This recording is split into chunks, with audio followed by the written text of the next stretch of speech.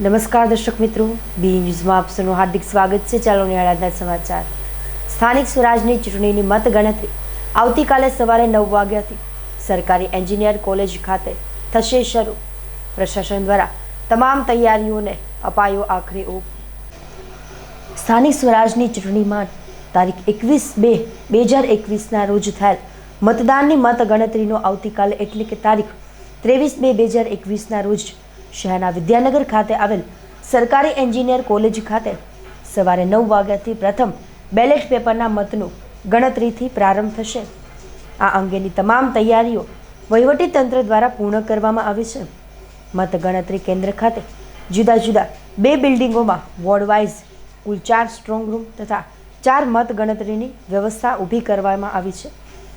આ તમામ કેન્દ્રો પર સુરક્ષા હેતુ પોલીસ તેમજ એસઆરપી જવાનો સહિત ઉચ્ચ અધિકારીઓનો રાઉન્ડ ધ ક્લોક બંદોબસ્ત ગોઠવવામાં આવ્યો છે તેમજ તમામ વિસ્તારને સીસીટીવી કેમેરાથી રક્ષિત કરવામાં આવ્યો છે।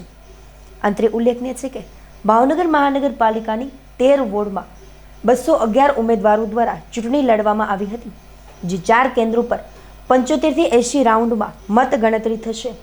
હાલમાં આ 211 ઉમેદવારના ભાવિ આ મતપેટીમાં સીલ છે, જે આવતીકાલે મતગણતરી બાદ આ તમામ ઉમેદવારોના ભાવિનો ફેસલો થશે।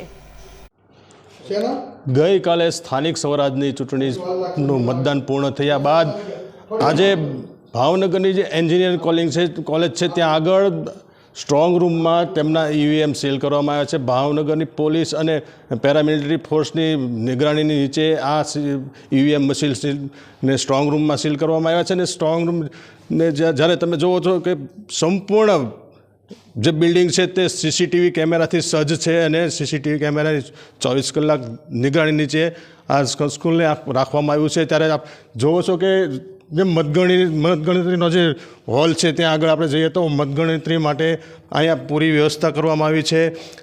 સામે ટેબલ છે, ત્યાં આગળ તમે જોશો કે ટેબલ ઉપર જે મતગણતરી જે અધિકારીઓ છે તે રહેશે અને ત્યારબાદ જે બાજુમાં જે જાળી બહાર જોજો તો ત્યાં મતગણતરીના જે એજન્ટો છે તે રહેશે અને તેમની મતગણતરીની પડેપડની માહિતી રહેશે। ઓવરઓલ જોવા જઈએ તો ભાવનગરના જે 211 ઉમેદવાર છે તેનો આવતીકાલે બપોર બાદ ભાવિનો ફેસલો થશે। પ્રવીણસિંહ જાડેજા, બી ન્યૂઝ, ભાવનગર।